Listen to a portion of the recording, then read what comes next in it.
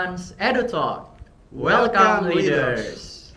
Assalamualaikum warahmatullahi wabarakatuh. Waalaikumsalam warahmatullahi wabarakatuh. Halo Smart Sumsel Friends dan Halo. juga tentunya sahabat-sahabat sekalian yang menyaksikan podcast ini di laman YouTube Seman Sumatera Selatan. Nah, mungkin kita sering bertanya-tanya, apakah bulan Ramadan itu cuma tentang menahan haus dan lapar, atau bahkan lebih daripada hal itu?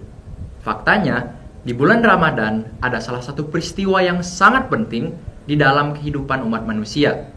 Peristiwa di mana pedoman hidup turun di bulan yang suci ini, atau istilahnya biasa kita sebut dengan Nuzulul Quran.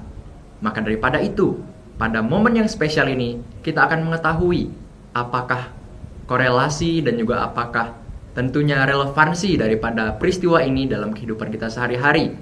Apakah ini hanya tentang seperti formalitas belaka yang biasa kita lakukan di masjid atau di sekolah-sekolah, atau justru ini memiliki suatu dampak yang besar bagi kehidupan kita sehari-hari.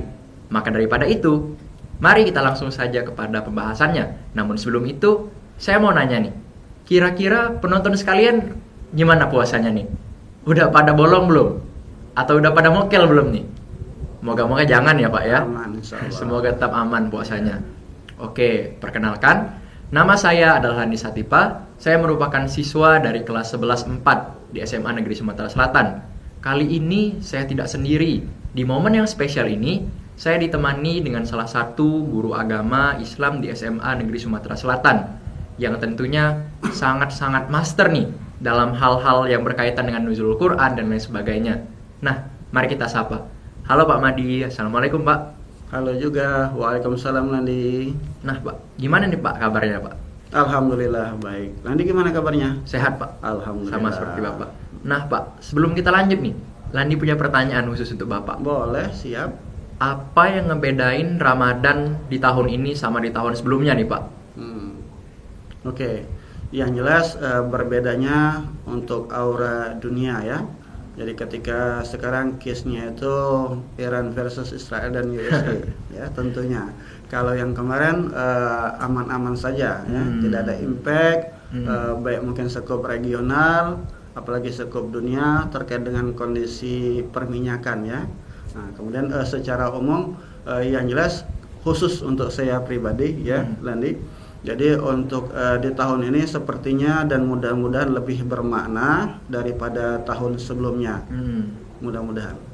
Oh, jadi walau tahun berganti dan juga tentunya banyak hal yang terjadi di tiap tahunnya, Ramadan akan selalu membawa makna khusus ya Pak ya, bagi tiap-tiap hati kita. Dan tentunya harapan kita bersama-sama setiap tahunnya tentunya akan ada peningkatan-peningkatan yang lebih baik untuk diri kita masing-masing dalam menjalani ibadah puasa di bulan Ramadan ini ya Pak ya. Iya, amin.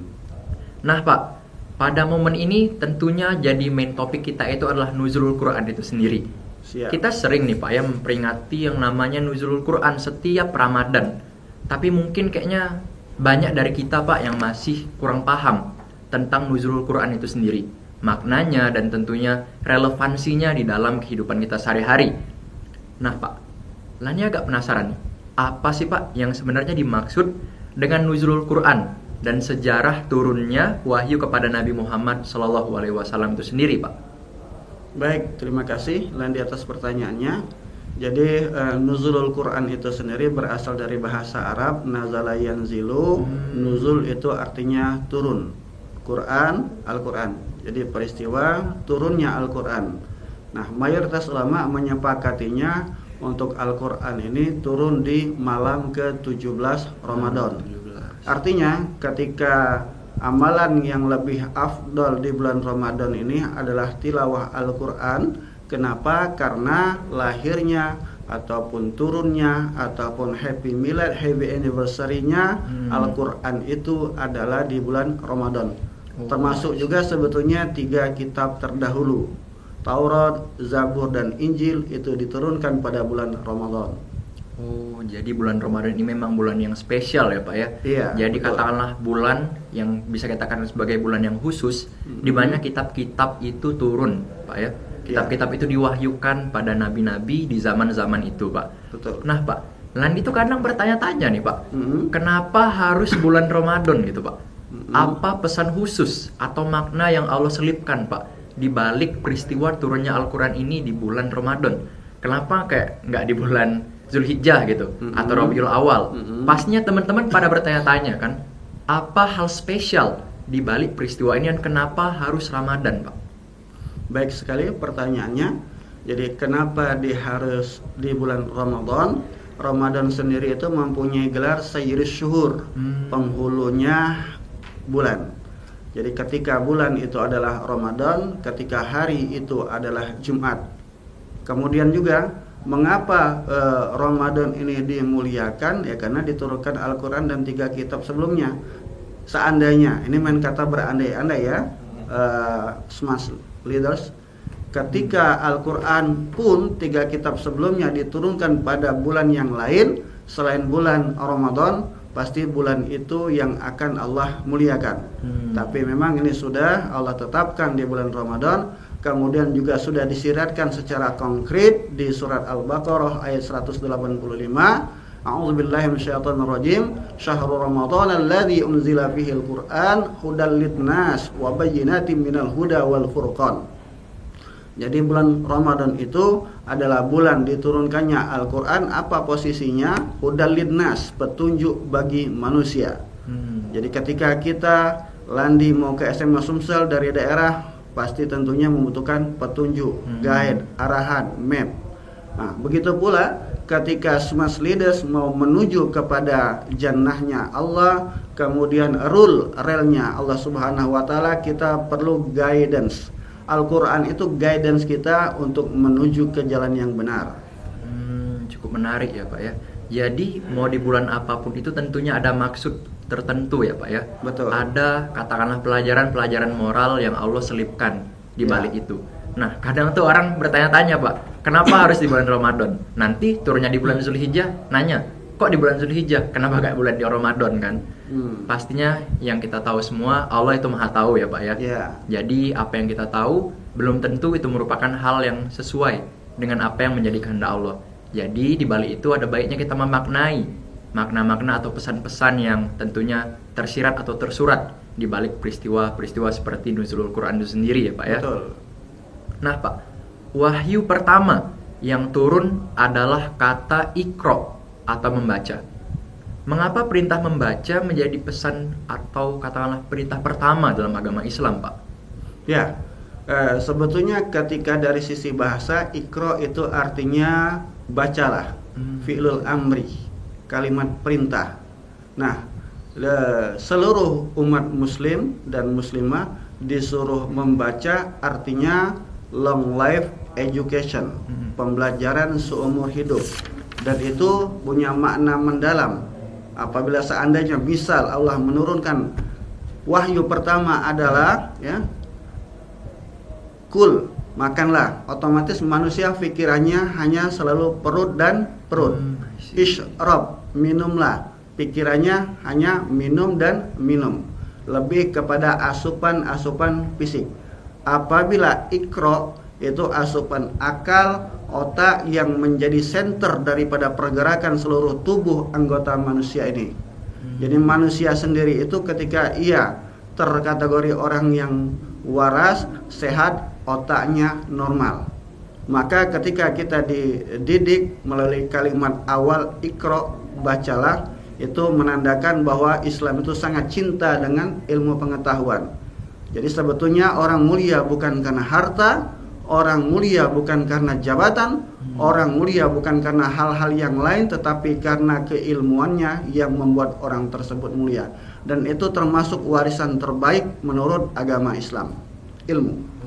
Cukup menarik ya Pak ya. Jadi memang orientasinya sudah disiapkan ya Pak ya. Iya, karena betul sekali. Landi sering memperhatikan tentunya orang-orang itu memiliki orientasi yang berbeda dalam hidupnya Pak ya. Karena kalau perintahnya makanlah seperti tadi Pak ya. Mungkin orientasinya tentang hal-hal duniawi yang seperti itu Pak, tentang kepuasan dan lain sebagainya. Namun kalau kita maknai lebih dalam lagi, justru kata Iqra inilah yang menjadi awal dari orientasi yang menuju pada dampak yang lebih besar ya Pak ya. Betul sekali. Seperti ilmu pengetahuan dan lain sebagainya. Seperti yang kita pahami, misalnya buku adalah jendela dunia ya Pak ya. Ya. Bagaimana mengakses jendela dunia itu? Tentunya dengan membaca tadi. Betul. Nah, cukup menarik Pak. Nah, ini memang suatu hal yang tentunya sangat menarik apabila dibahas Pak. Bahwa wahyu pertama justru berbicara tentang membaca dan ilmu pengetahuan. Nah Pak, apakah bisa dikatakan bahwa turunnya Al-Quran menjadi salah satu awal dari lahirnya tradisi ilmu dalam peradaban Islam itu sendiri Pak? Ya, itu merupakan suatu pecutan untuk orang-orang Muslim. Dan kita ketahui di era-era klasik itu para ilmuwan itu pemberi pondasi awal itu adalah orang-orang Muslim. Kita mengenal Ibnu Sina, ahli kedokteran dan filsuf. Kita mengenal Al-Farabi, ahli fisika. Kita mengenal Al-Khwarizmi, penemu angka 0, kemudian ahli matematika dan lain sebagainya. Hanya saja ketika era-era kekinian belum muncul lagi para cendekiawan, para pemikir-pemikir Islam itu yang signifikan temuannya. Jadi ketika di awal kalimat Iqra di surat Al-Alaq tersebut sudah dibuktikan oleh para cendekiawan, para ilmuwan Muslim terdahulu. Cukup menarik ya Pak. Jadi katakanlah suatu kerugian nih Pak ya, apabila ada seorang Muslim yang memang katakanlah menganggap remeh makna daripada Iqra atau bahkan peristiwa seperti nuzulul Quran itu sendiri. Betul. Mengapa? Karena justru fenomena atau momen itulah yang menjadi momen awal cikal bakal berdirinya ilmu pengetahuan dan juga peradaban yang berdasar pada ilmu di dalam tentunya peradaban Islam itu sendiri ya Pak ya. Ya. Jadi sangat penting bagi kita untuk melek terus nih mengenai hal itu. Terutama harusnya seorang Muslim itu katakanlah memiliki kemampuan literasi yang baik ya Pak Wajib, ya. ya. Karena fun fact-nya perintah awalnya aja udah Iqra ya Pak ya. Jadi jangan malas baca nih. Betul sekali. Nah Pak, dalam konteks pendidikan modern nih Pak, Ya. bagaimana sih seharusnya generasi muda memaknai perintah membaca dalam Al-Quran itu sendiri Pak? Terutama generasi muda itu tentunya memiliki pandangan, apalagi generasi milenial, maksud saya generasi di zaman Gen Z, ini Pak, Gen kayak Alpha. Gen Z, Gen Alpha, tentunya pola pikir mereka itu dipengaruhi oleh faktor-faktor kayak modernisasi, westernisasi. Nah, cara mereka sendiri memaknai hal-hal seperti ini Pak, bagaimana nih Pak agar tetap relevan sama zaman, namun nggak keluar dari orientasi Islam Pak? Baik, bagus sekali pertanyaannya Nandi. Jadi untuk sisi awal adalah tanamkan pondasi. Apa pondasinya? Tentang keimanan. Ketika sebut saja Gen Z, Gen Alpha dibenturkan dengan kasus-kasus kekinian, mereka tidak akan bergeser, mereka tidak akan keluar daripada relnya ketika sudah ditanamkan basicnya tentang keilmuan, tentang keakidahan, sehingga mereka tetap berjalan pada rule, pada jalur, pada rel yang benar. Jadi silakan zaman berganti, zaman menjadi lebih canggih, tetapi kita sudah punya filter, kita sudah punya pondasi, maka tidak akan terwarnai. Bahkan kita harapannya adalah mewarnai zaman. Bagian daripada memberikan tinta emas kepada zaman tersebut, yang mana kita bisa dikenang sepanjang zaman. Seperti Landi, ahli IT, pintar matematika, pintar bahasa Inggris. Tentu Landi pengen namanya dikenang di SMA Sumselin. Wah, ya, ketika berbahasa Inggris itu Landi speakingnya bagus sekali.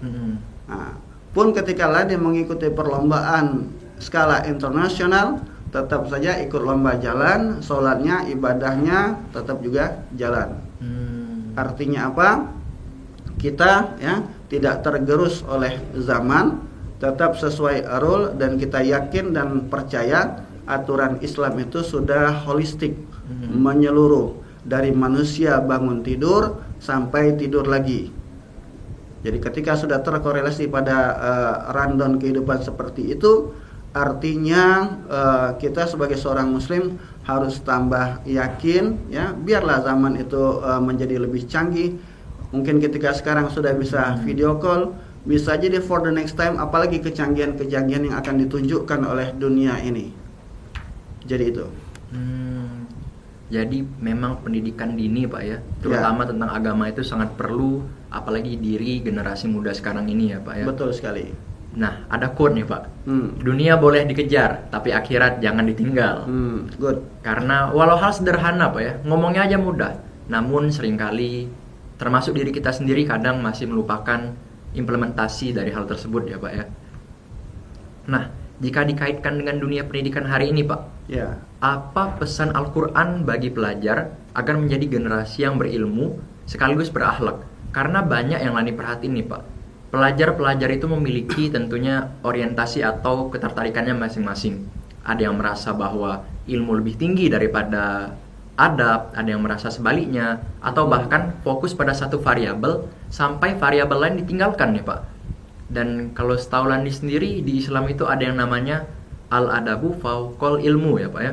Ya. Nah, kalau menurut Bapak sendiri, apa sih Pak strategi atau bahasa Gen Z, bahasa anak-anak zaman sekarang nih, tips dan trik yang baik nih Pak, agar katakanlah ilmu pengetahuan dan akhlak kita itu balance tuh Pak.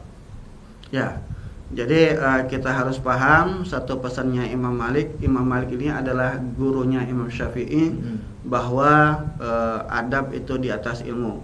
Kemudian kita ketahui juga di surat Al-Mujadalah ayat ke-11 yang berbunyi, A'udzubillahi minasyaitonirrajim, yarfa'illahu alladhina amanu minkum walladzina utul ilma darajat wallahu bima ta'maluna khabir. Bahwa Allah Subhanahu wa taala itu akan mengangkat dua golongan, dua kelompok. Satu orang yang beriman, yang kedua orang yang berilmu. Artinya jika mau hidup bahagia, ingin sukses ya, maka yang dua ini harus dikedepankan. Dia seorang yang beriman, dia berilmu. Kemudian disebutkan idza arada dunya fa'alaihi bil ilmi wa idza arada al akhirah fa'alaihi bil ilmi wa idza aradahuma fa'alaihi bil ilmi. Jadi tipsnya itu ketika ingin sukses, ingin bahagia itu harus punya ilmu. Ingin sukses di dunia, punya ilmunya. Kalau bahasa Palembangnya itu ada selanya, ya. Ada selanya. Iya. Iya, ya. Kalau untuk sukses akhirat pun ada ilmunya. Mau sukses dunia dan di akhirat tentu ada ilmunya. Makanya untuk tradisi keilmuan ini wabil khusus di SMA Negeri Sumatera Selatan itu mulai dari kelas 10 sudah kita bina literasi, kemudian one week one book, satu pekan satu buku. Pun juga ketika di bulan Ramadan ini kita memberikan support kepada anak-anak yang khatam Al-Quran, nanti insya Allah akan diberikan reward, penghargaan. Artinya apa? Trik dan tipsnya itu adalah semangat keilmuan itu sebetulnya muncul dari sisi internal. Ketika internal sudah muncul, apapun penghalang dari sisi eksternal itu akan tetap lanjut. Semisal Landi bersekolah di SMA Negeri Sumatera Selatan, goalnya apa? Paling tidak diantaranya ingin membahagiakan kedua orang tua. Dan itu ya suatu goal yang sangat mulia bagi seorang anak ya. Nah, ketika goal itu sudah dihujamkan, diazamkan di dalam hatinya, dia akan mengikuti rule, akan mengikuti aturan, akan mengikuti ketentuan untuk bisa sukses di SMA Sumsel. Ya. Jadi ketika sudah mengikuti, insya Allah ya, apalagi di SMA Sumsel ini walaupun sekolahnya gratis, tetapi ya, anak-anaknya sangat berprestasi, termasuk untuk kita arahkan ke perguruan tinggi favorit yang ada di Indonesia, termasuk juga ke luar negeri. Ya, sangat menarik ya Pak ya. Tentunya banyak hal-hal yang harus diejakan Pak. Ya. Kalau kata orang Palembang itu bereja. Ya, bereja. Nah, tentunya Pak, kadang itu kita tuh salah berpikirnya di bagian kayak untuk apa kerja capek-capek misalnya, cari uang sampai malam, begadang. Kalau ujung-ujungnya kan udah ada yang ngatur Pak ya. Jujur memang benar Pak. Kalau saya sendiri berpendapat bahwa memang rezeki sudah diatur oleh Allah Subhanahu Wa Taala. Ya. Namun bukan berarti usaha untuk menjemput rezeki itu harus kita tiadakan Pak. Karena terkadang ada salah satu kesalahan berpikir yang memang banyak dijumpai nih Pak ya di masyarakat, di mana orang-orang itu mungkin fokusnya pada ibadah. Memang baik, namun banyak dari mereka yang katakanlah denial nih Pak tentang pentingnya juga mencari nafkah, perlunya juga uang itu sendiri. Bukan semata-mata tentang hidup materialistis. Namun kan yang namanya uang juga dibutuhkan Pak dalam kehidupan sehari-hari atau bahkan menolong sesama nih Pak. Oke, that's right. Ya, kita ini masih hidup di dunia. Hmm.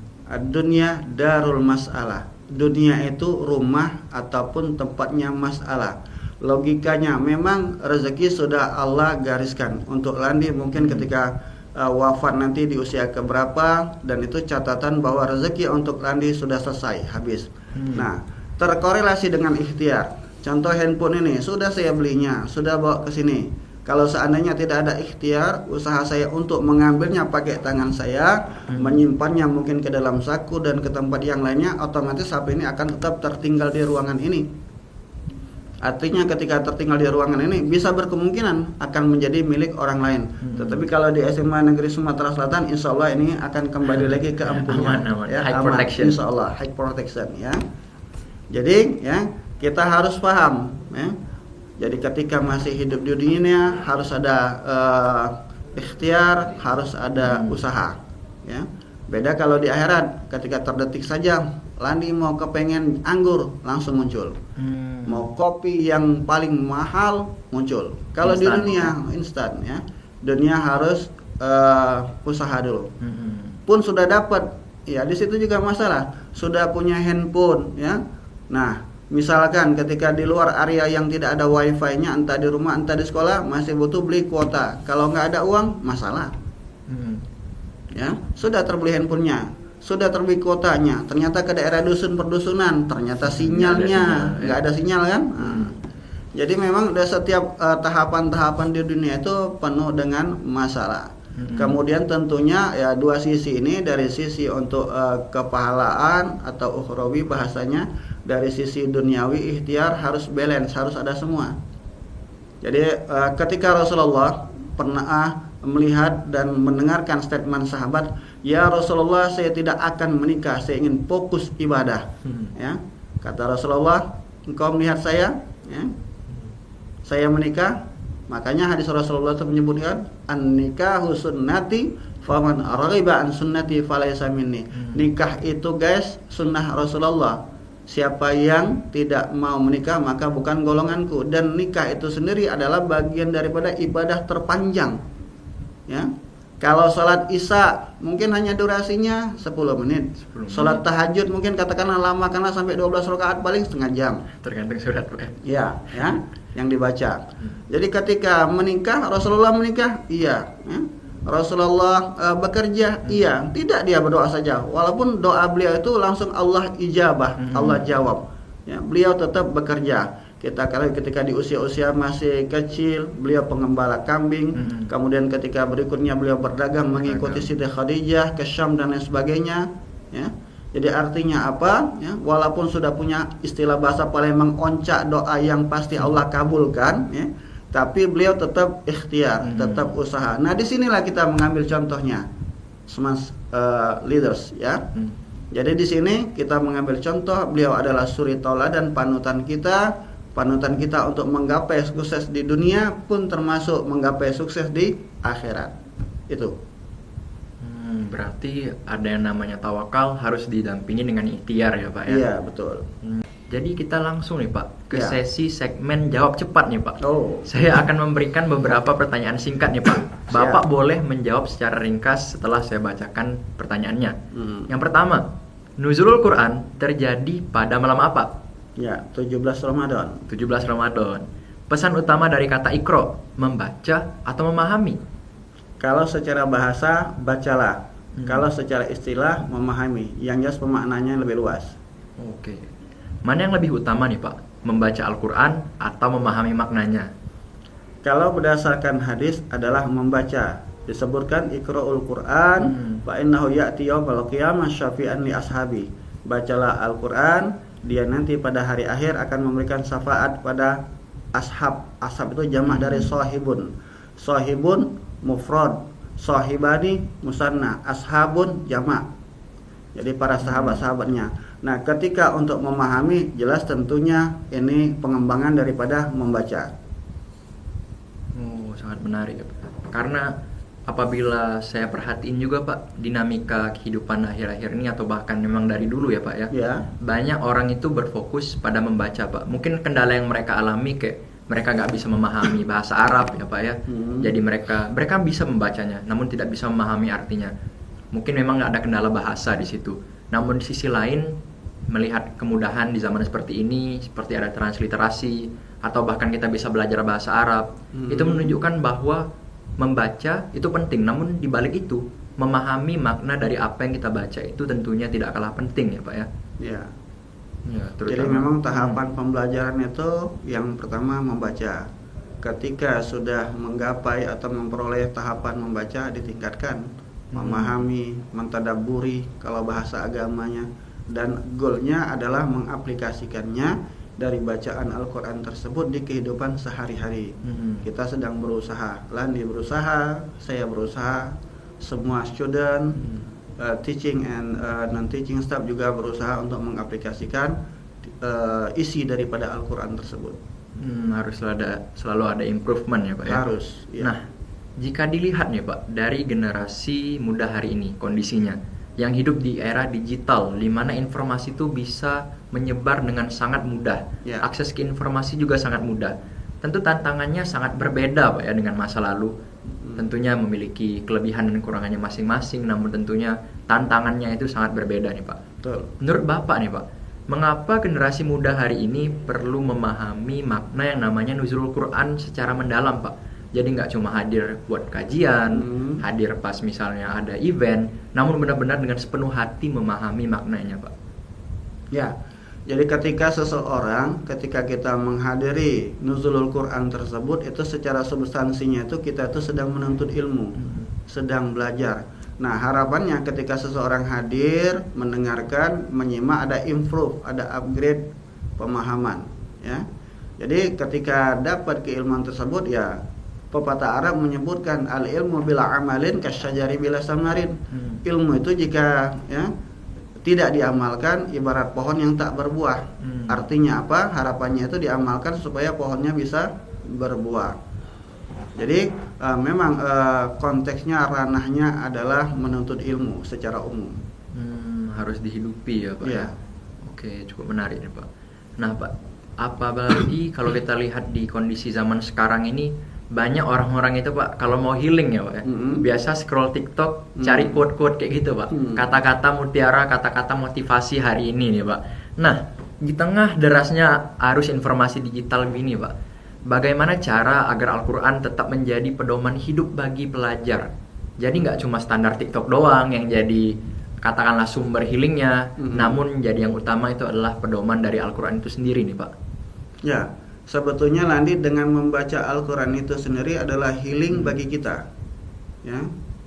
Jadi dengan healingnya yang seperti itu tidak harus kita jauh-jauh, mungkin perjalanan ke luar negeri yang membutuhkan kos yang besar, kemudian scroll TikTok. Ya, TikTok itu kita sendiri harus bisa memilah mana yang baik, mana yang buruk, mana yang tidak, ya. Nah, ketika Al-Quran tersebut merupakan bagian daripada healing kita, ya, yang itu tentunya ya, dengan membacanya saja sudah merasakan healingnya. Apalagi mentadaburi tadi, memahami makna, mempraktikkannya. Jadi Al-Quran itu tidak lekang oleh zaman. Jadi walaupun zaman milenial, walaupun zaman Gen Z, Gen Alpha pun nanti hatta ya mau mendekati yaumul akhir, dia tetap relevan. Makanya ya, seseorang itu ketika dia ingin sukses, ya dekatlah dengan Al-Quran. Ketika ia merasa tentram, ala bizikrillah, az-zikri itu nama lain daripada Al-Quran. Ala bizikrillahi tatmainnul qulub. Maka hendaklah engkau ingat kepada Allah, maka hati kita itu akan menjadi tenang. Jadi healing yang substantif, langsung menyentuh ke hati, menjadi tenang. Artinya ya tidak perlu kos yang besar-besar ke luar negeri, belum lagi rempongnya, persiapannya ya. Itu paling sudah ambil saja Al-Quran, baca, diresapi dengan syarat ya, diresapi ya. Bila perlu ketika membaca Al-Quran juga sisi yang lain membaca terjemahnya bagi mereka yang belum paham bahasa Arab. Membaca terjemahnya, di situ akan mendapatkan kenikmatan-kenikmatan. I see. Nah, satu lagi nih Pak, kan kadang apalagi buat generasi yang masih muda nih Pak ya, Ya. mereka mungkin baca Al-Quran, ada memang yang pure karena hati mereka dekat dengan Al-Quran ya Pak ya. Namun mungkin banyak dari mereka yang baca Al-Quran, yang tadarus misalnya, simply karena itu tugas dari gurunya, Oh. atau minta tanda tangan imam gitu pas sholat tarawih misalnya, sesuai Yeah. sholat tarawih. Biar apa? Biar dikasih banyak THR misalnya, biar sesudah minggu kesekian puasa dikasih THR juga nih Pak. Yeah. Nah, apa sih Pak cara efektif agar sebagai remaja yang katakanlah hati dan pikirannya itu banyak diisi oleh sumber-sumber lain nih Pak, terutama yang digital, bisa dengan sepenuhnya dekat dengan Al-Quran Pak. Jadi tidak hanya sebatas melakukan itu karena diperintah atau disuruh, tapi benar-benar kemauan hati, bahkan tanpa diperintah dan disuruh pun dilakukan Pak. Ya, jadi untuk tahapan remaja, kalau dari sisi pendidikan itu pendidikan pedagogik masih butuh arahan, ya. Jadi perlu diarahkan. Jadi tidak mengapa untuk tahap awal itu goalnya mungkin hanya untuk mendapatkan tanda tangan, nilai yang besar, bahkan mungkin dapat reward dari guru, dapat reward dari orang tua. Toh nanti ketika mereka sudah menuju ke pendidikan andragogik, pendidikan orang dewasa, akan muncul kesadaran sendiri. Artinya unsur tersebut muncul dari sisi internal, bukan eksternal. Jadi ketika eksternal tadi tidak ada reward, ya, tidak ada punishment dari guru, mungkin tidak melakukannya, ya. Nah, dan itu nggak apa-apa ketika masih usia-usia labil. Kalau bahasa secara umumnya itu masih mencari jati diri SMA ini, ya. Nanti in the future mereka akan menemukan jati dirinya sehingga mereka akan merasa berterima kasih. Terima kasih kepada guru-guru SMA Sumsel yang sudah mendrill saya, memotivasi saya, mensupport saya, sehingga saya merasakan begitu banyak manfaatnya sampai hari ini. Jadi memang tidak mengapa faktor eksternal dulu yang menjadi pendorong seseorang tersebut. Nanti ketika sudah sadar akan muncul faktor internal sendiri, terinternalisasikan dalam kehidupan orang tersebut masing-masing. Jadi kuncinya bisa jadi ada di tingkat kedewasaan seseorang Pak, dalam memaknai suatu peristiwa. Ya. Jadi mungkin karena tingkat kedewasaannya terutama dalam hal-hal agama itu masih harus dibina, masih harus kayak dimotivasi dulu, bisa jadi dengan reward, THR, atau bahkan katakanlah nilai yang tinggi. Yeah. Itulah yang akhirnya akan jadi suatu pemantik Pak. Mereka akan belajar kenapa orang-orang benar-benar effort agar aku memahami ini, dan dari situ akan ada kayak suatu rasa ke-trigger gitu Pak, kalau kata anak zaman sekarang, ke-trigger buat belajar lebih jauh. Dan dari situlah bisa jadi suatu momen di mana hidayah itu akan datang, tergantung bagaimana kita memaknainya, dan tentunya tergantung tingkat kedewasaan kita sepanjang waktu itu sendiri ya Pak ya. Ya. Nah, selain untuk pelajaran, tentu Nuzulul Quran juga memiliki pesan penting bagi masyarakat secara luas ya Pak ya. Melalui Nuzulul Quran kita belajar bahwasanya peristiwa ini bukan cuma tentang event yang biasa kita lakukan di tiap Ramadan, event yang harus kita hadiri di masjid-masjid, di kelas-kelas, di sekolah-sekolah, namun memiliki makna yang lebih besar daripada itu. Nuzulul Quran yang terjadi pada bulan Ramadan, dan juga tentunya dengan rangkaian peristiwa yang terjadi, semuanya memang sudah dimaksudkan oleh Allah Subhanahu wa Ta'ala untuk terjadi agar menjadi suatu pedoman, suatu pengingat bahwa kita harus kembali kepada fitrah kita ya Pak ya. Kembali pada pedoman hidup yang Allah telah siapkan. Dalam menjalani hidup juga nggak peduli seberapa banyaknya arus perkembangan informasi yang dengan mudahnya datang, atau akses dengan mudah yang bisa kita dapatkan dengan informasi-informasi device-device yang ada. Tentunya pedoman-pedoman daripada Al-Quran itu tidak akan pernah lekang oleh zaman ya Pak ya. Mau seupdate apapun quote dari TikTok, itu gak bakal selamanya bertahan. Yang selamanya bertahan ialah kata-kata dan pedoman-pedoman dari Allah Subhanahu wa Ta'ala itu tadi, yang diturunkan melalui peristiwa Nuzulul Quran sampai pada akhir zaman, yang akan menjadi suatu pedoman hidup bagi tiap-tiap orang yang beriman kepadanya ya Pak ya. Nah Pak, mungkin sampai di sini saja obrolan seru dari kita pada kesempatan kali ini Pak. Sudah selesai ya? Iya Pak. Nggak kerasa ya Pak ya, saking enjoynya Pak ya. Terima kasih, syukron kasiran Pak atas waktu dan juga tentunya effort yang telah Bapak berikan untuk sesi podcast kita pada siang hari yang menjelang sore hari ini. Maka daripada itu, kami akhiri. Wassalamualaikum warahmatullahi wabarakatuh. Waalaikumsalam warahmatullahi wabarakatuh. Smans Edu Talk. Well done leaders.